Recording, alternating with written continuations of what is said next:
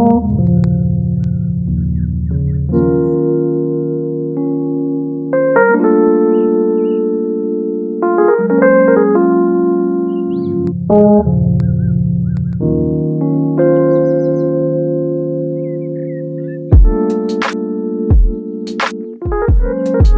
guys and welcome back. I'm really proud to present you myself back on my YouTube channel Sara TV. Long time no see. I know I haven't uploaded videos for a while now, but it's been a tough year and that's why I'm here. Where should I start? Last year I had to put my boyfriend of 7 years into the hospital. He was diagnosed with meningitis that day and the doctors told me that it's a very serious case.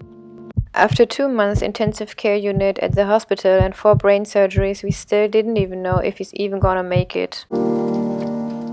He needed another 4 months at the rehab and there he was. Same face, but left with serious damage at his brain. He needed to learn everything new, like talking and eating, which he did, but he didn't recognize me or remember the 7 years we spent together. And it's not sure if he will ever fully recover. The doctors don't know yet. Meanwhile, my mental situation got so bad, I truly just forgot everything. Things like what I like to eat or what music I like to listen to, and my sleep habits were getting worse. All red flags for me and my health. Which means I had to break up with him to protect my health.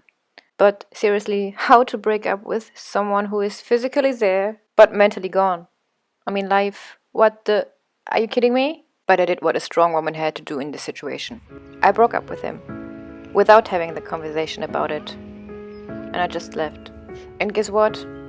I had to go to mommy and daddy because I couldn't handle this kind of situation by myself. Of course not. And I'm so happy that I was able to go back to them because I wasn't having any contact throughout the years I was with this guy. And from that moment on, I started to feel better. I really needed this time at my parents' home, like a rehab for my mental health, and it really helped. So I can tell you that love heals. I've learned a lot about myself, and after all that I'm truly feeling way stronger and I feel so grown after all of this. Yeah, I don't know what to tell you. I mean, I can't tell you what to do in a situation like this. I mean, I think every one of us has to go through traumatizing situations, and it just depends on the person you are, how to get out of it.